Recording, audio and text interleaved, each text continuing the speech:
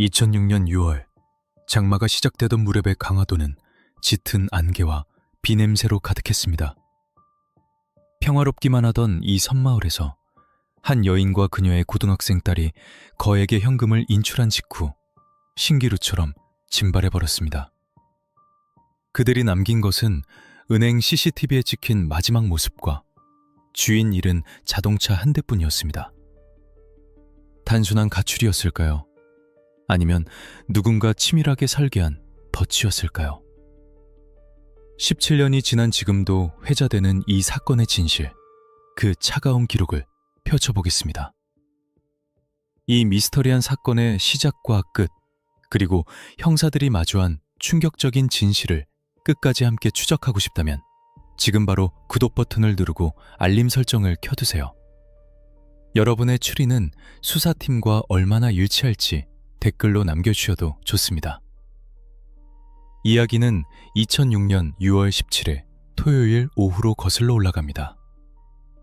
인천광역시 강화군, 섬 전체가 역사 유적지이자 조용한 시골 마을인 이곳에 사는 47세 윤모 씨는 평범한 가정주부였습니다. 이날 오후 1시경 윤 씨는 남편에게 은행에 가서 돈을 좀 찾아와야겠다는 말을 남기고 집을 나섰습니다. 그녀의 곁에는 학교에 가지 않는 주말을 맞아 엄마를 따라 나선 16세 딸 김양이 함께였습니다. 윤 씨가 타고 나간 차량은 검은색 무쏘 SUV였습니다. 당시 윤 씨는 남편에게 빌린 돈을 갚기 위해 현금이 필요하다고 말했고, 평소 경제관념이 뚜렷했던 아내였기에 남편은 별다른 의심 없이 모녀를 배웅했습니다. 그것이 가족의 마지막 모습이 될 줄은 꿈에도 모른 채 말이죠. 시간은 흘러 저녁이 되었지만 금방 다녀오겠다던 아내와 딸은 돌아오지 않았습니다. 처음에는 은행 업무가 늦어지거나 딸과 함께 쇼핑이라도 하는 줄 알았습니다. 하지만 해가 지고 어둠이 깔리기 시작하자 남편의 불안감은 점차 구체적인 공포로 바뀌기 시작했습니다. 수십 번 전화를 걸어보았지만 휴대폰은 꺼져 있다는 차가운 안내음성만 반복될 뿐이었습니다. 다음 날인 6월 18일, 남편은 결국 경찰서 문을 두드렸습니다.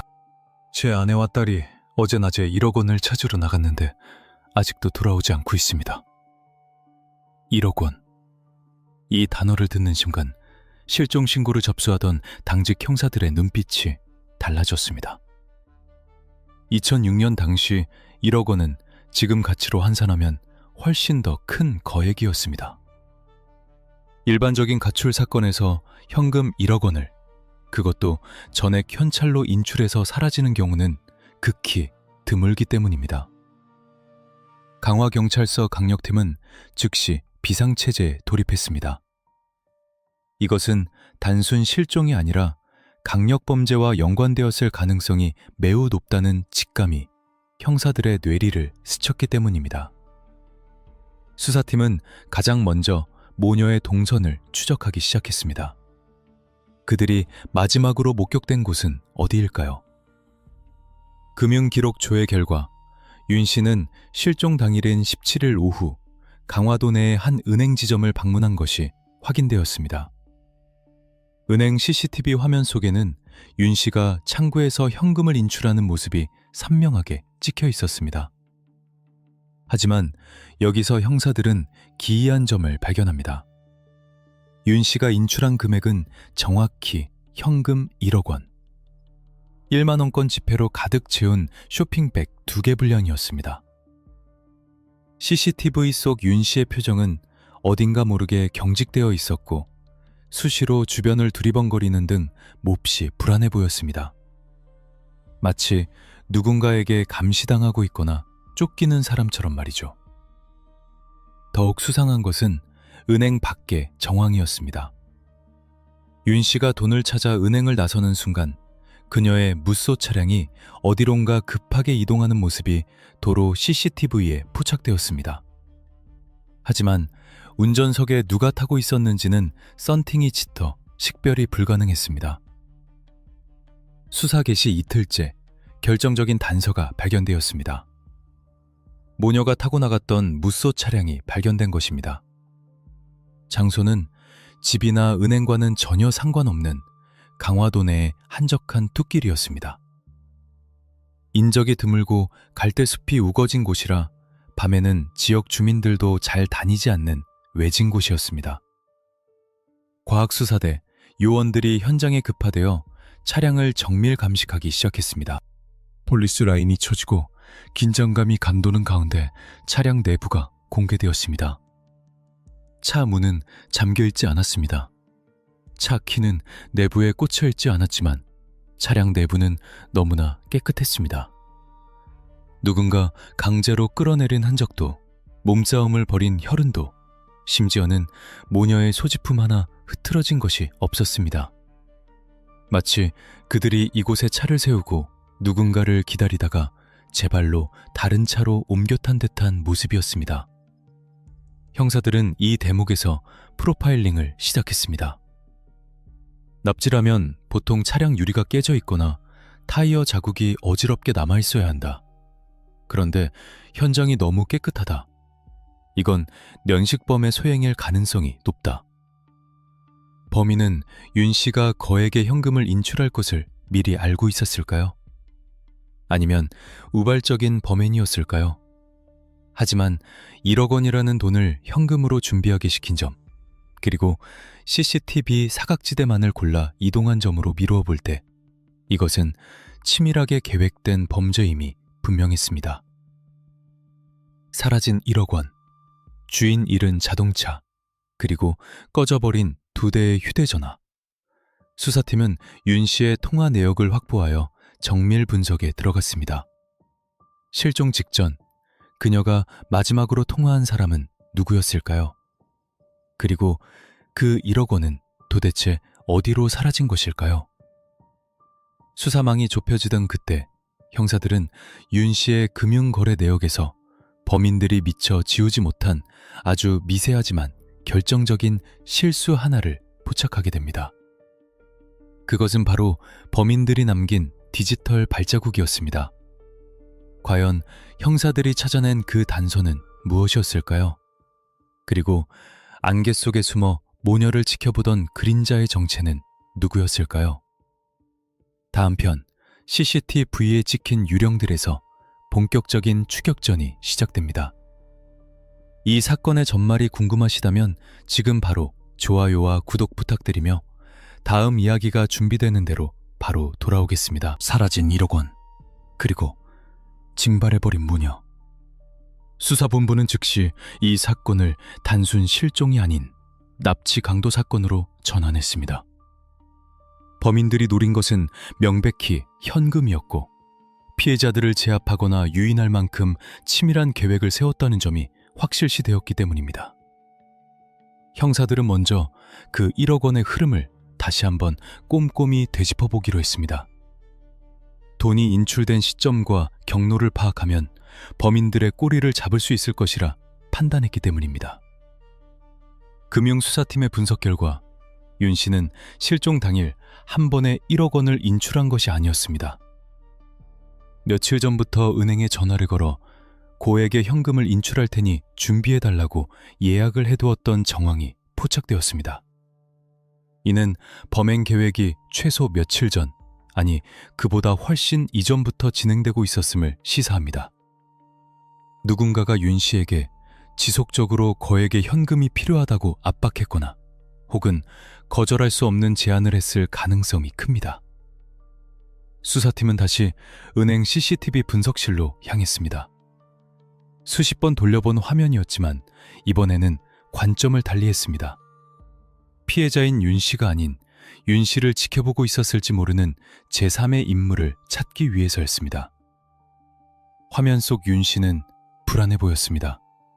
창구 직원과 대화를 나누면서도 연신 휴대전화를 만지작거리거나 은행 출입구 쪽을 힐끔거렸습니다.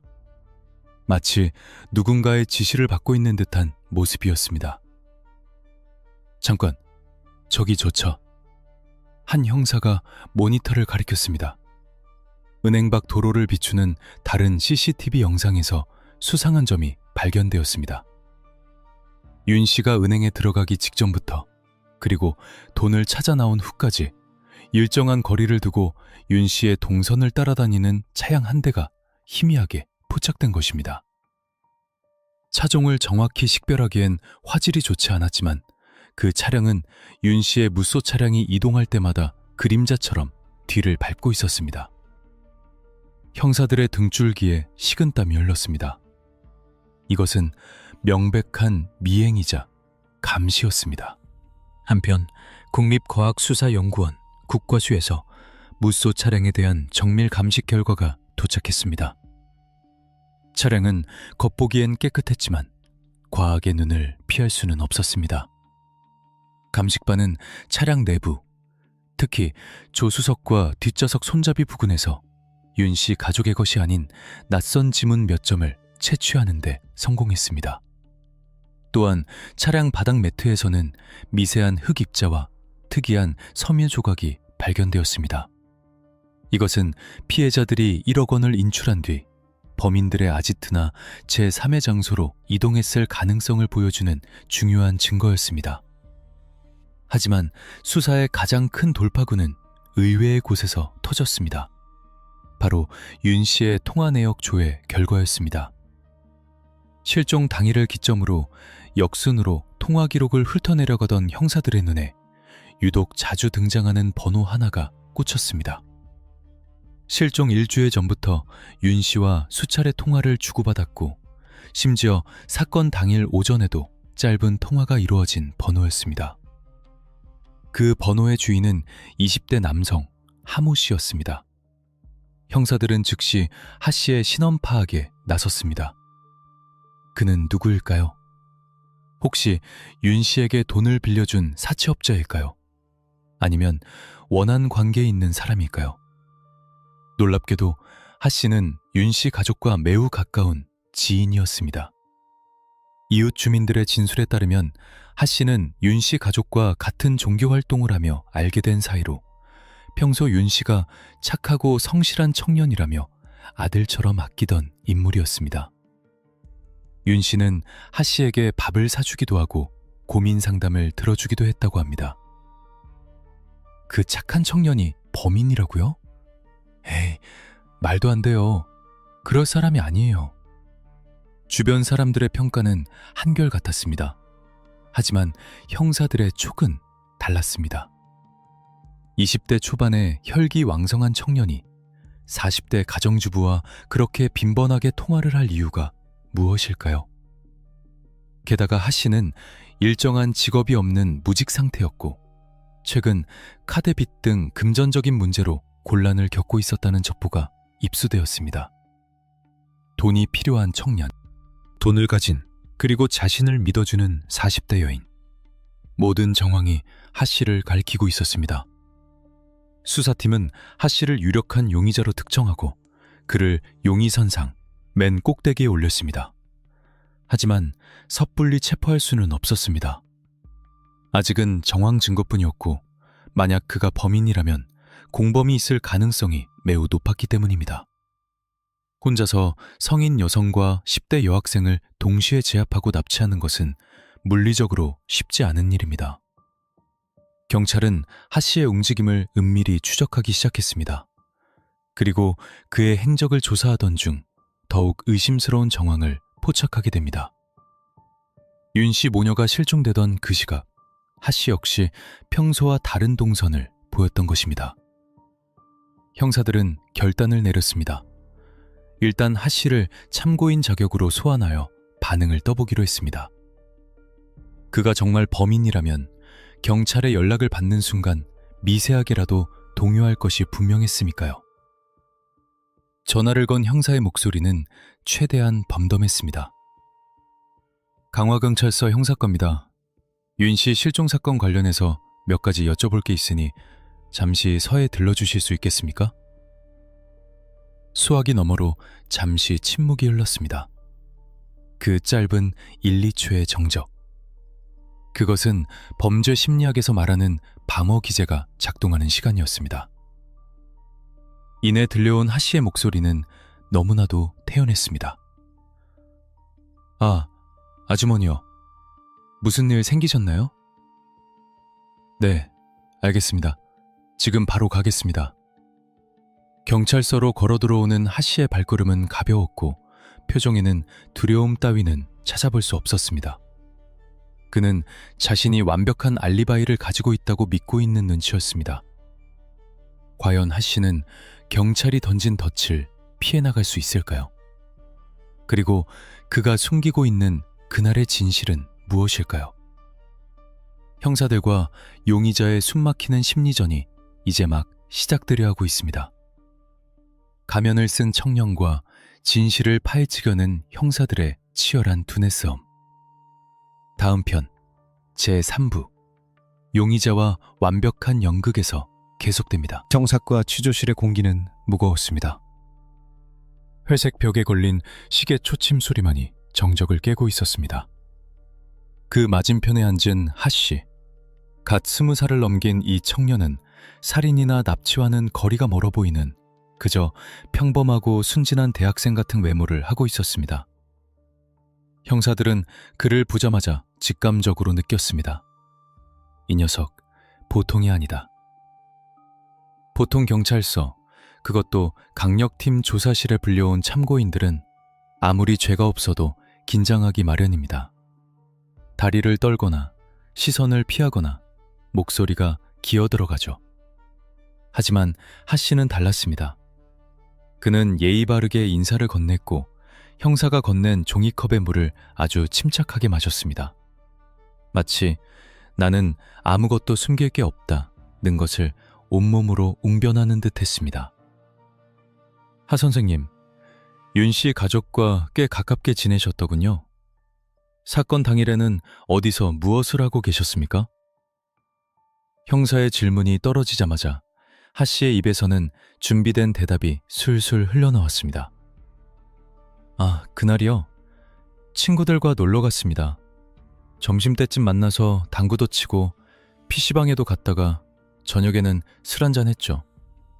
친구들이 다 증명해 줄 수 있습니다. 그의 알리바이는 놀라울 정도로 구체적이었습니다. 몇 시에 누구를 만났고 어느 가게에 들어갔는지까지 막힘없이 진술했습니다. 형사들이 미리 파악해둔 그의 친구들 명단과도 일치했습니다. 겉으로 보기엔 흠잡을 데 없는 완벽한 알리바이였습니다. 하지만 베테랑 형사의 촉은 여전히 경고등을 켜고 있었습니다. 진술이 너무 완벽하다는 것, 그것이 오히려 문제였습니다. 사람은 기억을 떠올릴 때 약간의 망설임이나 오류가 있기 마련입니다. 그때가 2시였나 3시였나? 하는 식의 모호함이 있어야 자연스럽습니다. 그러나 하 씨의 진술은 마치 대본을 외운 배우처럼 지나치게 매끄러웠습니다. 형사는 질문의 방향을 틀었습니다. 윤 씨가 실종 직전 1억 원을 찾았습니다. 혹시 이 사실을 알고 계셨습니까? 순간 하 씨의 눈동자가 미세하게 흔들렸습니다. 아주 찰나의 순간이었지만 형사는 놓치지 않았습니다. 그는 잠시 침묵하더니 이내 덤덤한 척 어깨를 으쓱하며 대답했습니다. 네? 1억 원이요? 와, 아주머니 부자시네요. 저는 전혀 몰랐습니다. 그냥 교회 일로 통화 몇 번 한 게 다예요. 거짓말이었습니다. 통화 내역 조회 결과 두 사람은 단순한 안부 전화를 넘어서 하루에도 수차례 장시간 통화를 나눴습니다. 게다가 하 씨는 최근 지인들에게 곧 큰돈이 생긴다, 한탕 크게 할 거다 라는 식의 말을 흘리고 다녔다는 첩보도 있었습니다. 형사들은 하 씨를 일단 돌려보내기로 결정했습니다. 이것은 수사를 포기한 것이 아니라 더 큰 그림을 그리기 위한 고도의 심리전이었습니다. 현재로서는 하 씨를 잡아둘 물증이 부족했습니다. 시신도 발견되지 않았고 납치 현장을 목격한 사람도 없었습니다.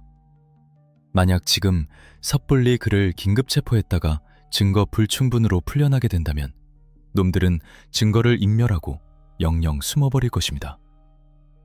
수사팀장은 팀원들에게 나직하게 지시했습니다. 줄을 길게 풀어라.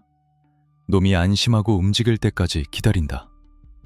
그리고 놈의 친구들, 그 녀석들도 싹 다 파헤쳐. 경찰을 나서는 하 씨의 뒷모습은 당당했습니다. 그는 자신이 경찰을 완벽하게 속였다고 믿는 듯 했습니다. 하지만 그는 몰랐습니다. 그가 경찰서 문을 나서는 순간부터 강력계 형사 2개 팀이 24시간 교대로 그의 뒤를 그림자처럼 밟기 시작했다는 사실을 말이죠. 형사들은 하 씨의 주변 인물들을 집중적으로 파고들었습니다. 그리고 곧 하 씨가 혼자가 아니라는 사실을 확인했습니다. 하 씨에게는 고등학교 때부터 어울려 다니던 3명의 친구가 더 있었습니다. 안 씨, 이 씨, 그리고 윤 씨, 피해자와 동명이인. 이들은 소위 강화도 4인조로 불리며 몰려다녔습니다. 이들의 프로필은 섬뜩할 정도로 비슷했습니다. 20대 초반의 건장한 남성들, 특정한 직업 없음, 부모님이나 친척에게 용돈을 타쓰거나 아르바이트를 전전함, 그리고 최근 카드 연체 등으로 돈이 매우 급한 상태.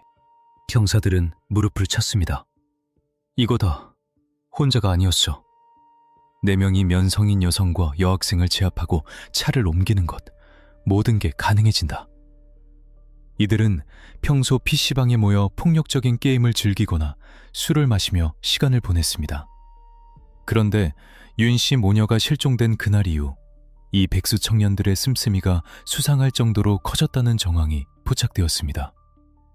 평소라면 컵라면으로 끼니를 때우던 그들이 갑자기 고가의 브랜드 옷을 입고 다니고 택시를 타고 장거리를 이동하기 시작한 것입니다. 그 돈은 어디서 났을까요? 로또라도 당첨된 것일까요? 아니면 사라진 윤 씨의 1억 원 중 일부일까요? 하 씨를 풀어준 지 며칠이 지났습니다. 형사들은 잠복 근무를 하며 차 안에서 빵과 우유로 끼니를 때우고 잠을 쫓아가며 그들의 일거수일투족을 감시했습니다. 그리고 마침내 놈들이 움직였습니다. 범인들은 자신들이 경찰의 수사망에서 벗어났다고 착각하고 대담하게 행동하기 시작했습니다. 그들은 훔친 돈으로 유흥을 즐기며 마치 세상이 자신들의 것인 양 활보했습니다. 하지만 그들의 뒤에는 보이지 않는 눈, 대한민국 형사들의 집요한 추적의 시선이 고정되어 있었습니다. 이제 필요한 것은 단 하나. 그들이 범행 현장에 있었다는 결정적인 과학적 증거, 스모킹건이었습니다. 그리고 어느 비오는 밤, 통신 수사팀으로부터 다급한 무전이 날아왔습니다. 찾았습니다. 놈들의 알리바이가 가짜라는 증거를 찾았습니다. 그것은 범인들이 미처 생각지 못한 기지국 데이터 속에 숨겨진 치명적인 실수였습니다. 과연 그들이 저지른 실수는 무엇이었을까요? 그리고 경찰은 어떻게 이 4인조를 일망타진하게 될까요? 밤거리의 추격전과 긴박한 체포의 순간, 다음 편 제4부 어둠 속의 추격전에서 그 숨막히는 현장으로 여러분을 안내하겠습니다. 잠복 근무, 스테이크아웃. 형사들에게 이 단어는 낭만적인 느와르 영화의 한 장면이 아닙니다. 그것은 좁은 차 안에서 식어버린 김밥과 컵라면으로 끼니를 때우며 흐르는 시간과 말라가는 인내심을 견뎌내야 하는 처절한 자신과의 싸움입니다. 강화경찰서 강력팀 형사들의 눈은 붉게 충혈되어 있었습니다. 하 씨를 풀어준 직후부터 수사팀은 2인 1조로 나뉘어 강화도 4인조의 뒤를 24시간 밀착 감시하고 있었습니다. 놈들은 경찰이 자신들을 포기했다고 믿는 듯 보란듯이 거리를 활보했습니다. 형사들의 시야에 들어온 그들의 일상은 기가 찰 노릇이었습니다. 직업도 없고 부모에게 용돈을 타쓰던 20대 초반의 백수들. 그랬던 그들이 갑자기 돈의 맛을 본 사람처럼 행동하기 시작했습니다. 그들은 서울과 인천을 오가며 명품 의류 매장을 기웃거렸고 늦은 밤에는 유흥주점에서 비싼 양주를 시켜 마셨습니다. 이동할 때는 버스나 지하철 대신 택시를 탔고 심지어 렌터카를 빌려 드라이브를 즐기기도 했습니다. 그들의 지갑에서 나오는 빳빳한 수표와 현금 뭉치. 그것은 실종된 윤 씨가 은행 창구에서 떨리는 손으로 인출했던 바로 그 1억 원일 가능성이 99%였습니다. 차 안에서 이를 지켜보던 형사는 주먹을 꽉 쥐었습니다. 저 돈이 사람 목숨값이구나. 하지만 감정적으로 움직일 수는 없었습니다. 저들이 쓴 돈이 윤 씨의 돈이라는 것을 입증하려면 수표 추적 결과가 나와야 했고, 무엇보다 그들을 납치 및 강도살인 혐의로 엮기 위해서는 현장에 있었다는 물증이 필요했습니다. 심증은 차고 넘치지만 법정에서 범인들을 꼼짝 못하게 만들 결정적인 한 방이 아직 부족했습니다. 그때 본서 상황실에서 다급한 무전이 날아들었습니다. 통신수사팀이 밤을 새워 분석한 기지국 데이터, 셀타워 트라이앵귤레이션 결과가 나온 것입니다.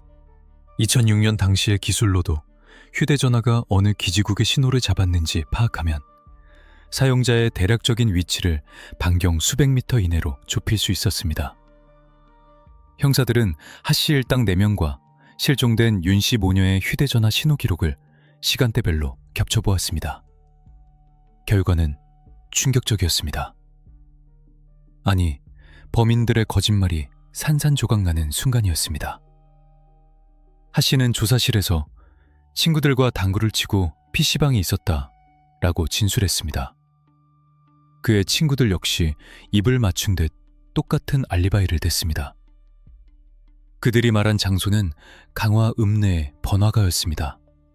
하지만 기지국 데이터는 전혀 다른 진실을 말하고 있었습니다. 사건 당일 오후 피해자 윤 씨의 차량이 이동했던 그 외진 해안도로. 그 시간대에 하 씨와 공범들의 휴대전화 신호가 정확히 그곳에서 포착된 것입니다. 심지어 피해자 윤 씨의 휴대전화 신호와 용의자들의 신호가 마치 한 몸처럼 같은 경로로 이동하고 있었습니다. 이것은 무엇을 의미할까요? 그들이 윤 씨의 차에 함께 타고 있었거나 바로 뒤에서 바짝 따라붙어 이동했다는 명백한 증거였습니다. 더욱 소름 끼치는 것은 그 이후의 데이터였습니다. 오후 늦은 시각, 인적이 드문 산속 깊은 곳에서 피해자와 용의자들의 휴대전화 신호가 동시에 끊겼습니다. 전원이 꺼진 것입니다. 그리고 잠시 후 용의자들의 휴대전화만 다시 켜져졌지만 피해자 윤 씨와 딸 김양의 휴대전화는 영원히 침묵했습니다. 빙고! 핑장의 입에서 짧은 탄성이 퍼져나왔습니다. 알리바이는 깨졌다. 놈들이 현장에 있었다. 지금 바로 검거한다. D-데이가 정해졌습니다. 경찰은 이들이 서로 연락해 도주하거나 말을 맞출 틈을 주지 않기 위해 4명을 동시에 급습하는 작전을 세웠습니다. 동시타격. 한 놈이라도 놓치면 수사는 미궁에 빠질 수 있습니다. 검거 작전은 첩보 영화를 방불케 했습니다. 어떤 놈은 PC방에서 헤드셋을 끼고 게임에 열중하고 있었고, 어떤 놈은 집에서 잠을 자고 있었으며, 주범 하 씨는 길거리를 배회하고 있었습니다. 하나, 둘, 셋, 진입! 형사들이 PC방 문을 박차고 들어갔습니다. 게임 화면 속 총소리에 묻혀 현실의 수갑 소리는 들리지 않았습니다. 야, 너 이리 와! 형사의 우람한 손이 키보드를 두드리던 공범 안 씨의 목덜미를 낚아챘습니다. 영문도 모른 채 끌려 나오던 안 씨의 눈이 휘둥그레졌습니다.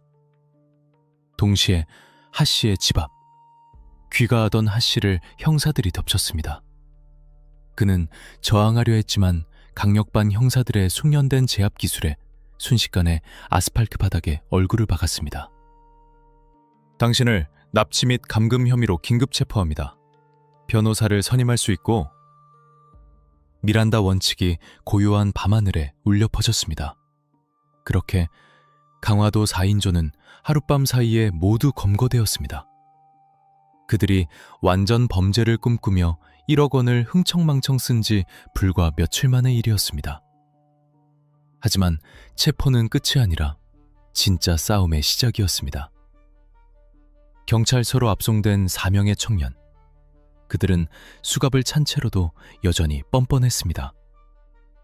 증거 있어요? 우리가 죽였다는 증거 있냐고요?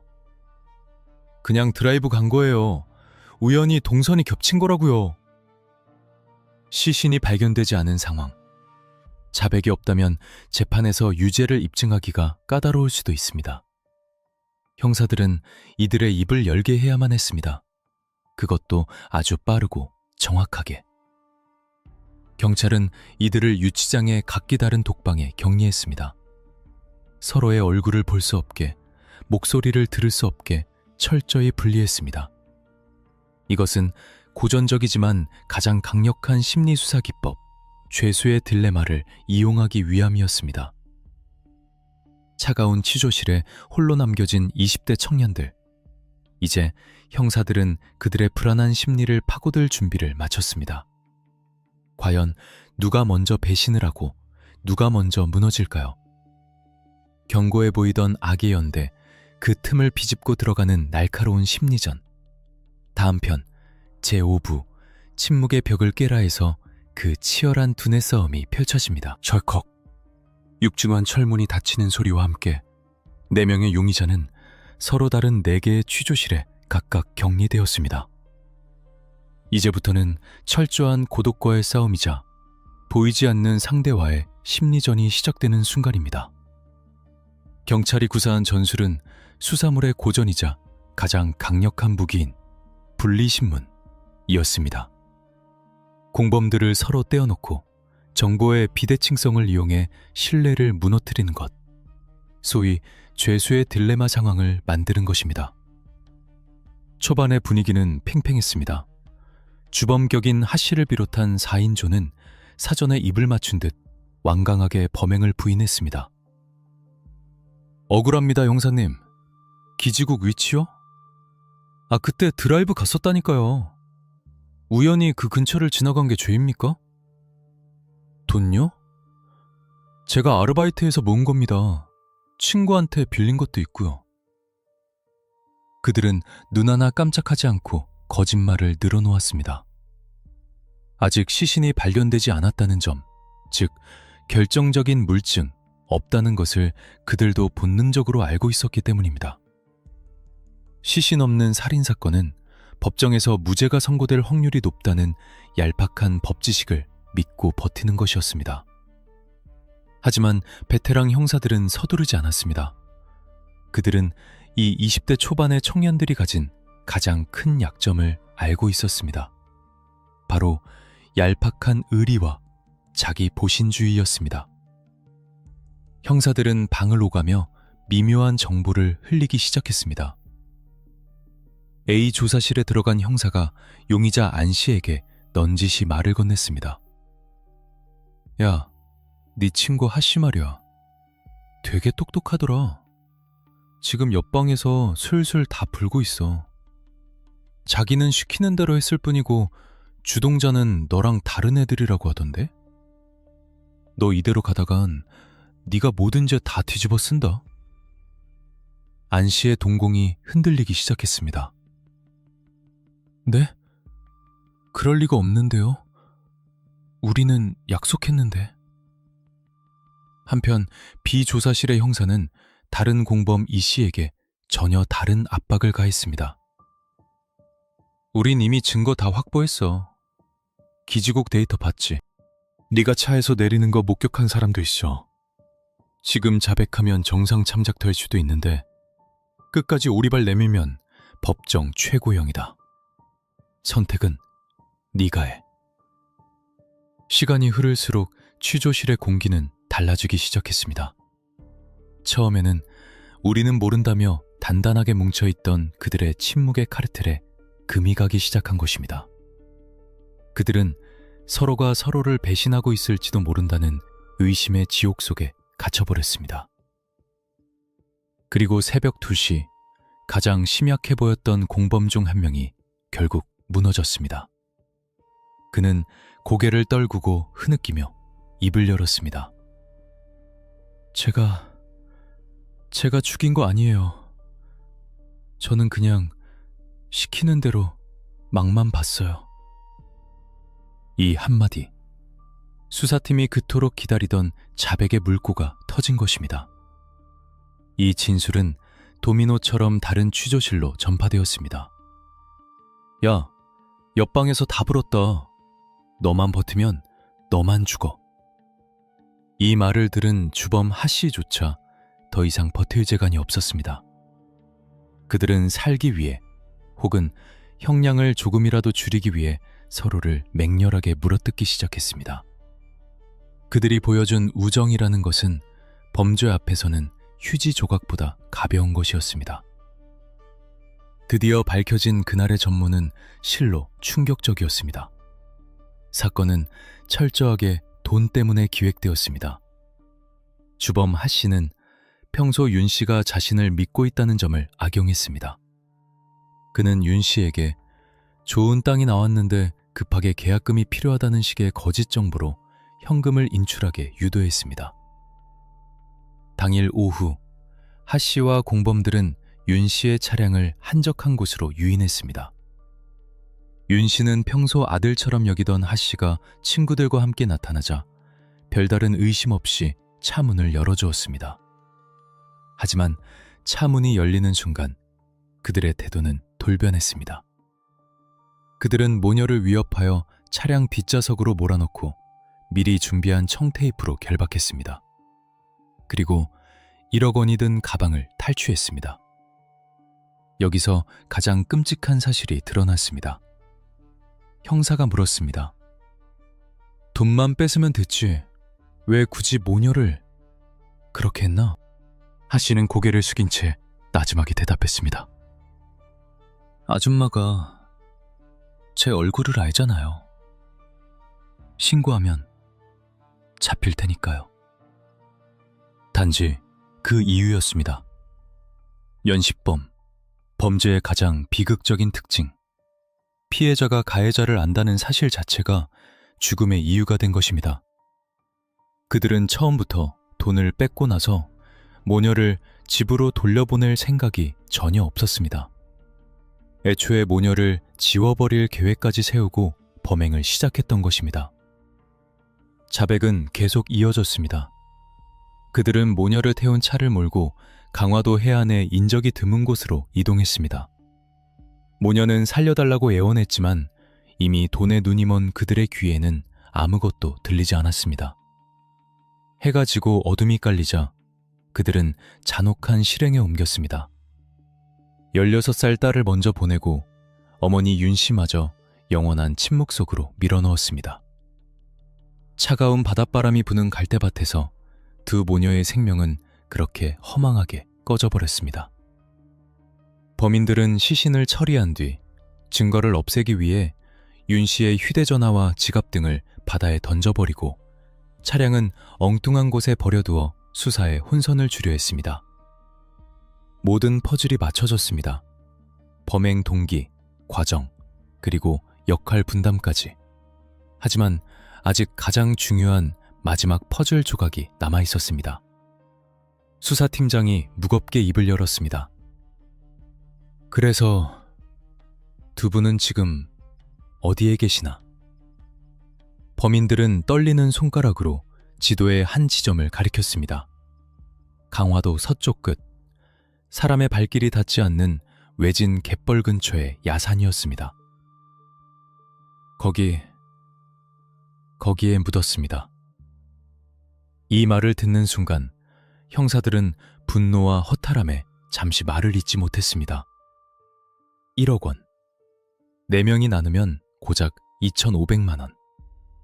그 돈 때문에 두 사람의 인생을, 한 가정의 행복을 송두리째 짓밟은 것입니다. 이제 남은 것은 차가운 땅 속에 갇혀있는 모녀를 가족의 품으로 돌려보내는 일뿐이었습니다. 창밖에는 다시 비가 내리기 시작했습니다.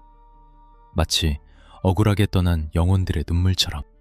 형사들은 범인들을 앞세우고 현장 검증을 위해 경찰서를 나섰습니다. 칠흑 같은 어둠 속으로 향하는 경찰차의 행렬. 그 끝에서 마주하게 될 참혹한 진실. 그리고 땅 밑에서 드러날 슬픈 재회. 다음 편 제6부 차가운 흙 아래의 진실에서 계속됩니다. 이 안타까운 사건의 진실을 끝까지 지켜봐 주십시오. 구독과 좋아요는 정의를 향한 작은 외침이 됩니다. 칠흑 같은 어둠이 내려앉은 강화도의 해안 도로는 스산했습니다. 쏟아지는 빗줄기 사이로 경찰차 10여 대가 긴 행렬을 이루며 비상등을 켠 채 좁은 산길을 오르고 있었습니다.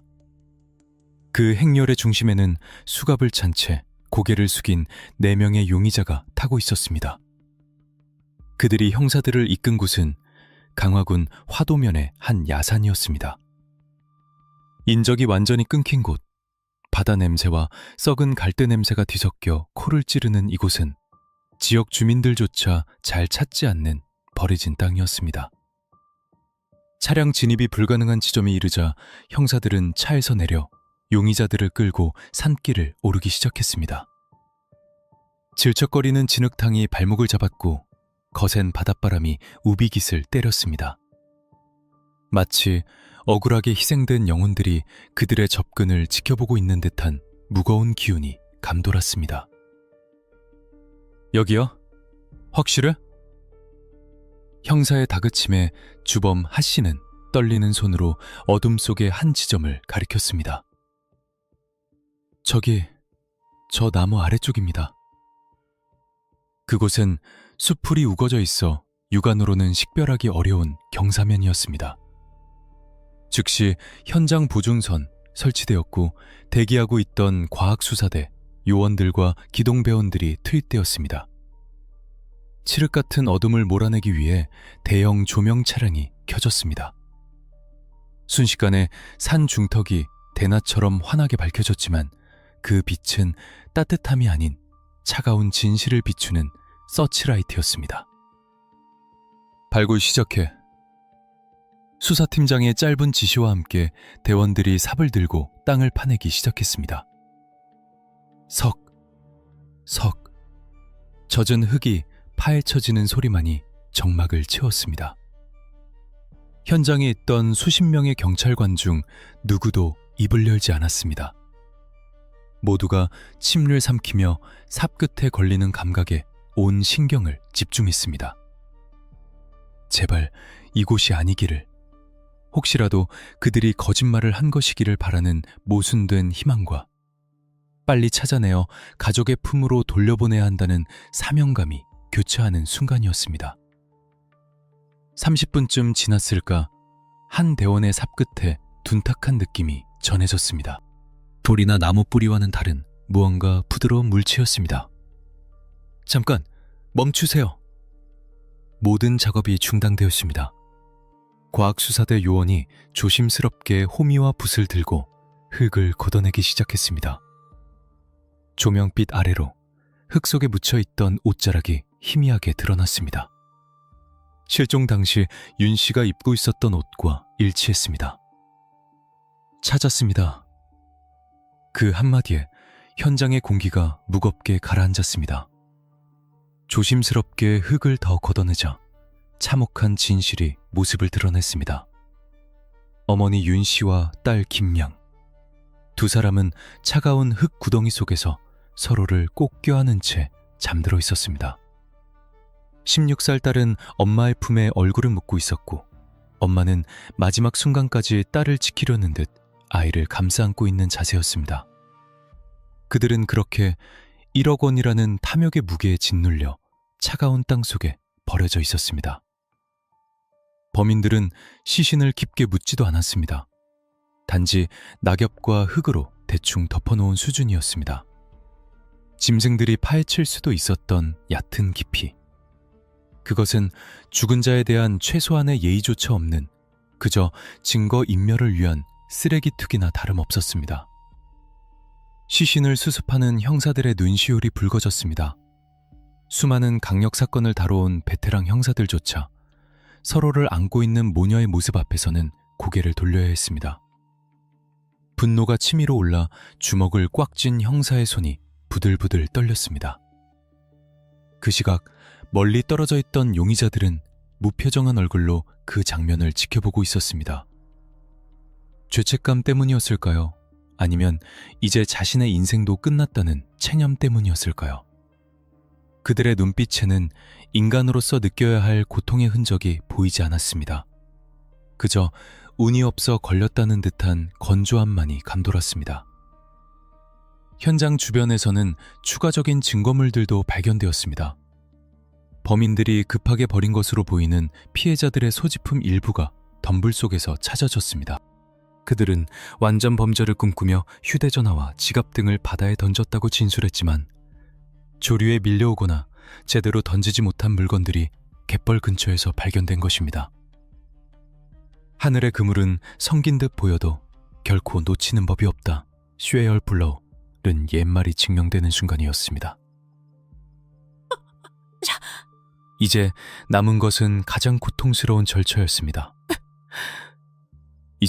남은 것은 가장 고통스러운 절차였습니다. 중도가 정불합니다당. 남무드 지부구 바이보이로 만지만 기담은 바다에 던지는 저보다고 진술했단 것입니다.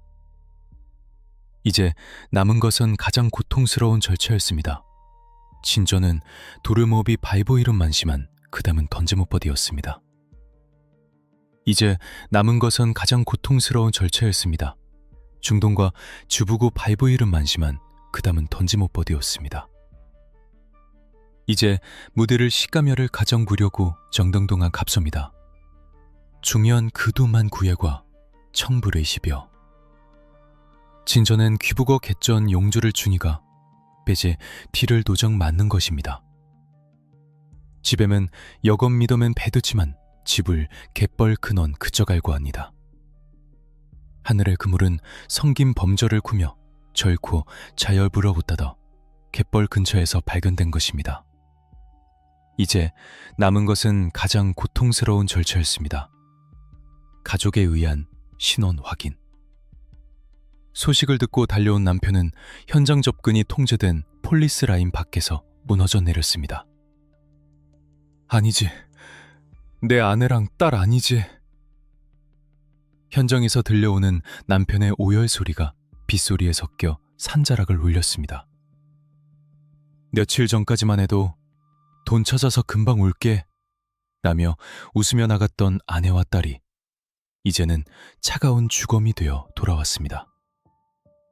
과학수사대는 정밀감식을 위해 시신을 운구했습니다. 운구차가 떠나는 길, 형사들은 거수경례로 마지막 예우를 갖췄습니다. 그 뒷모습을 바라보던 수사팀장은 입술을 깨물며 다짐했습니다. 억울해서 눈도 못 감았을 두 분. 우리가 반드시 놈들에게 죗값을 묻겠습니다.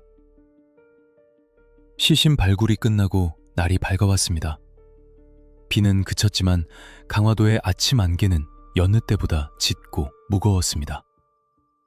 이제 경찰은 확실한 물증인 시신을 확보했습니다. 범인들의 자백과 현장 상황이 정확히 일치했습니다. 더 이상 그들이 빠져나갈 구멍은 없었습니다. 하지만 수사는 여기서 끝이 아니었습니다. 이제 그들이 그날 하루 동안 도대체 무슨 짓을 저질렀는지 1분 1초 단위로 그 잔혹한 시간을 재구성해야 했습니다. 왜 그들은 돈을 뺏고도 모녀를 살려보내지 않았는지, 그 과정에서 어떤 악마 같은 모의가 있었는지 명명백백히 밝혀내어 법의 심판대에 올려야 했습니다. 다음 편에서는 범인들의 진술과 수사 기록을 토대로 2006년 6월 17일 그날의 사건을 처음부터 끝까지 재구성해 보겠습니다. 피해자들이 겪었을 공포와 범인들의 비인간적인 행적을 낱낱이 파헤칠 것입니다. 모든 퍼즐 조각은 맞춰졌습니다. 범인들의 자백과 현장 검증, 그리고 통신 수사 기록을 바탕으로 경찰은 2006년 6월 17일 그날의 비극을 1분 1초 단위로 완벽하게 재구성했습니다. 지금부터 들려드릴 이야기는 상상력이 아닌 차가운 수사 기록에 남겨진 악마들의 행적입니다. 시간을 되돌려 그날 아침으로 가보겠습니다. 비극의 씨앗은 주범 하 씨의 뒤틀린 욕망에서 싹텄습니다. 일정한 직업 없이 유흥비와 카드빚에 시달리던 그는 평소 자신을 살갑게 대하던 윤 씨가 경제적으로 여유가 있다는 사실을 알고 범행을 계획했습니다. 그에게 윤 씨의 호의는 고마움의 대상이 아니라 손쉬운 먹잇감일 뿐이었습니다. 하 씨는 친구 3명을 포섭했습니다. 한탕 크게 하자. 1억 원이야. 눈 딱 감고 한 번만 하면 인생 핀다. 이 달콤한 악마의 속삭임에 돈이 궁했던 20대 청년들은 별다른 죄책감 없이 고개를 끄덕였습니다. 그들에게 타인의 생명보다 당장 주머니에 꽂힐 현금 다발이 더 중요했습니다. 6월 17일 오후, 윤 씨는 하 씨의 전화를 받고 집을 나섰습니다. 좋은 땅이 급매로 나왔는데 현금으로 바로 계약해야 해요. 오늘 아니면 기회가 없어요. 부동산 투자에 관심이 있던 윤 씨는 이 말을 철석같이 믿었습니다. 그녀는 남편에게 잠시 다녀오겠다는 말을 남기고 딸 김양과 함께 무쏘 차량에 올랐습니다. 약속 장소에서 하 씨를 만난 윤 씨. 평소 아들처럼 여기던 하 씨가 친구들과 함께 나타났을 때만 해도 그녀는 의심하지 않았습니다. 하 씨가 자연스럽게 운전석에 앉고 친구들이 뒷좌석에 탔을 때 비로소 분위기가 바뀌었습니다. 딸깍 차 문이 잠기는 소리와 함께 차 안은 밀실 감옥으로 변했습니다. 뒷좌석에 탄 공범들이 돌변했습니다. 흉기를 들이대며 조용히 하라고 위협했고 윤 씨와 딸을 공포로 몰아넣었습니다. 가장 의문이었던 은행 CCTV 장면. 왜 윤 씨는 은행 창구에서 도움을 요청하지 않았을까요? 수사 결과 범인들의 치밀하고도 악랄한 협박이 있었음이 드러났습니다. 허튼 수작 부리면 차에 남아있는 딸은 무사하지 못할 거야. 은행 밖 윤 씨의 무쏘 차량 안에는 공범들이 딸 김양을 인질로 잡고 있었습니다. 어머니 윤 씨는 딸을 살려야 한다는 일념 하나로 떨리는 손을 감추며 1억 원을 인출해 범인들에게 넘겨주었습니다. 돈이 건네진 그 순간 사실상 범행의 목적은 달성되었습니다. 만약 그들이 조금이라도 인간의 양심이 남아있었다면 돈을 챙겨 달아나고 모녀를 풀어주었을 것입니다. 하지만 차 안에서 그들끼리 나눈 대화는 잔혹했습니다. 돈은 받았는데 이제 어쩌지? 아줌마가 내 얼굴을 알잖아. 풀어주면 신고할 거야. 그럼 방법이 없잖아. 보내드려야지. 아주 멀리. 그들이 말한 멀리는 집이 아닌 돌아올 수 없는 강 건너편을 의미했습니다. 면식범이라는 사실이 아이러니하게도 피해자들에게는 사형 선고나 다름없었습니다. 차량은 강화도의 해안도로를 따라 인적이 드문 화도면 내리 쪽으로 향했습니다. 날은 어두워지고 비가 내리기 시작했습니다. 뒷좌석에서 서로를 부둥켜 안고 떨고 있는 모녀를 보면서도 운전대를 잡은 범인들은 농담을 주고받거나 앞으로 생길 돈을 어디에 쓸지 이야기했습니다. 피해자들의 공포는 그들의 안중에도 엎쳤습니다. 이윽고 차량이 멈춘 곳은 가로등 하나 없는 갯벌 인근의 야산. 칠흑 같은 어둠 속 빗소리와 파도 소리만이 들리는 그곳에서 모녀는 차에서 내려져야 했습니다. 제발 딸만은 살려주세요. 돈 다 가져가셨잖아요. 신고 안 할게요. 윤 씨는 마지막 순간까지 애원했습니다. 자신의 목숨보다 딸의 목숨을 구걸했습니다. 하지만 이미 탐욕에 눈이 먼 괴물들에게 그 목소리는 닿지 않았습니다. 그들은 망설임 없이 작업을 시작했습니다. 어린 딸을 먼저, 그리고 절규하는 어머니를 차례로. 그들은 직접적인 흉기를 쓰지 않고 조용하고 확실한 방법으로 모녀의 숨을 거두어갔습니다. 고통스러운 시간이 지나고 두 사람의 몸이 차갑게 식어갈 때까지 그들은 멈추지 않았습니다. 그렇게 17년 동안 키워온 딸과 평생을 성실하게 살아온 어머니의 삶은 비가 내리는 진흙밭 위에서 허무하게 끝이 났습니다. 범인들은 미리 준비한 것도 없이 그저 주변의 흙과 낙엽을 긁어모아 시신을 대충 덮었습니다. 깊게 묻을 생각조차 하지 않았습니다. 빨리 현장을 뜨고 싶다는 생각, 그리고 빨리 돈을 나누고 싶다는 생각뿐이었습니다. 가자, 찝찝하다. 그들은 윤 씨의 차량을 몰고 현장을 빠져나왔습니다. 그리고 범행에 사용된 차량을 다른 곳에 버리고 택시를 타고 유유히 사라졌습니다. 그날 밤 그들은 무엇을 했을까요? 죄책감에 떨며 밤을 지새웠을까요? 아닙니다. 그들은 1억 원을 정확히 4등분했습니다. 한 사람당 2,500만 원. 사람 2명의 목숨값 치고는 너무나도 헐값인 그 돈을 손에 쥐고 그들은 환호했습니다. 그리고 서울로, 인천으로 이동해 유흥가를 전전했습니다. 새 옷을 사입고 비싼 술을 마시고 렌터카를 빌려 드라이브를 즐겼습니다. 그들이 노래방에서 마이크를 잡고 노래를 부르던 그 시각, 차가운 빗물 속 얕은 흙구덩이 아래에는 억울하게 죽은 모녀가 서로를 아는 채 누워 있었습니다. 이것이 수사 기록이 말해주는 그날의 진실입니다. 우발적인 범행이 아니었습니다. 어쩔 수 없는 상황도 아니었습니다. 그것은 돈을 위해 인간이기를 포기한 자들이 벌인 계획되고 의도된 사냥이었습니다.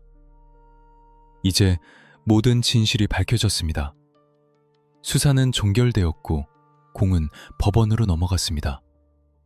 국민들의 분노는 하늘을 찔렀고 유족들의 고통은 감히 짐작조차 할 수 없었습니다. 과연 대한민국 법원은 이 잔혹한 살인조에게 어떤 심판을 내렸을까요? 그리고 이 사건이 우리 사회에 남긴 씁쓸한 교훈은 무엇일까요? 다음 편, 마지막 제8부, 판결, 그리고 남겨진 것들에서 이 비극적인 사건의 마침표를 찍겠습니다. 2007년 1월, 인천지방법원 형사합의부 법정. 방청석은 취재진과 유가족, 그리고 이 끔찍한 사건의 결말을 지켜보러 온 시민들로 가득 찼습니다. 공기는 무거웠고 곳곳에서 억눌린 흐느낌과 분노 섞인 탄식이 터져나왔습니다. 피고인석에는 4명의 청년이 고개를 숙인 채 서 있었습니다. 불과 몇 개월 전 유흥비 마련을 위해 모녀를 납치하고 잔혹하게 살해했던 그 강화도 4인조. 수의를 입은 그들의 모습에서 범행 당시의 대담함이나 뻔뻔함은 찾아볼 수 없었습니다.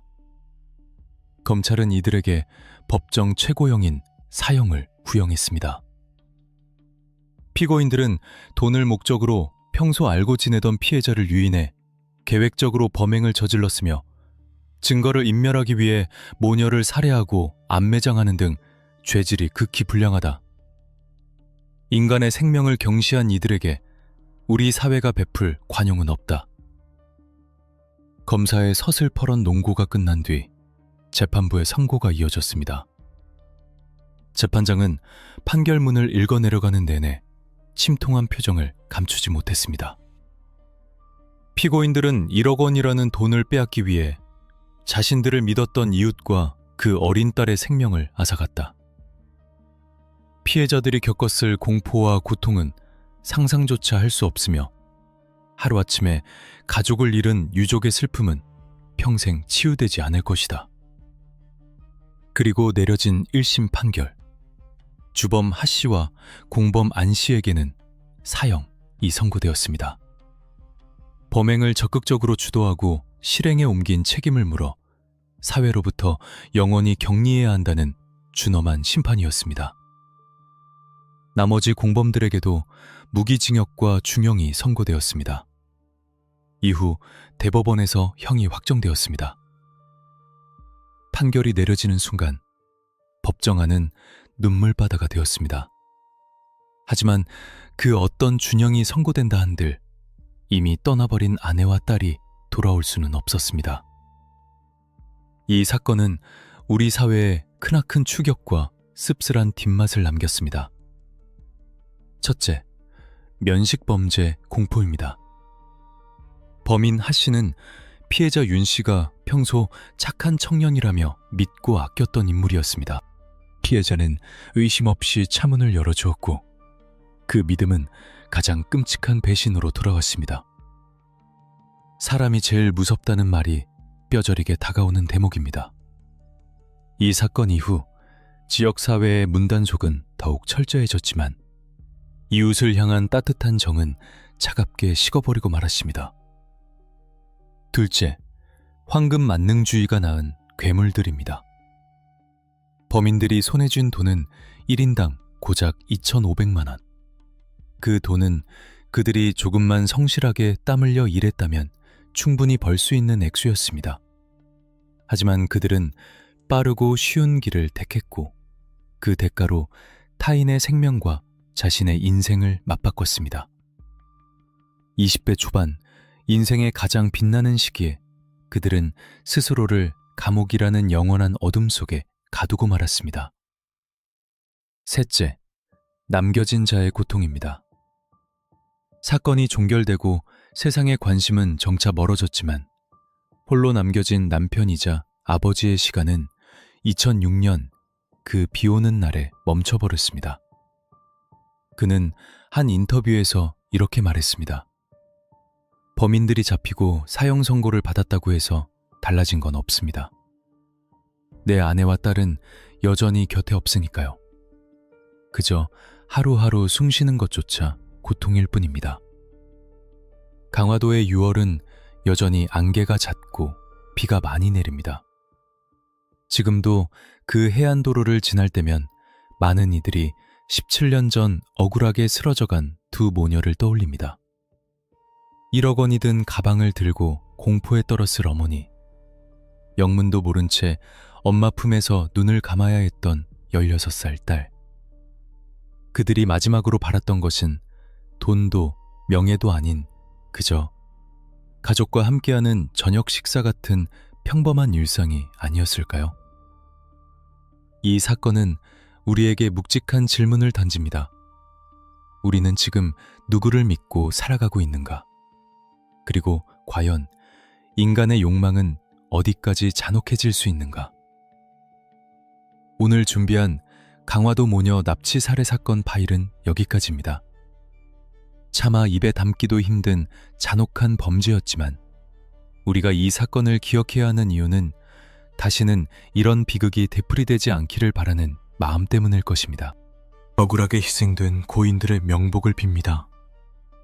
오늘 이야기가 여러분께 깊은 울림을 주었다면 구독과 좋아요 버튼을 눌러주세요.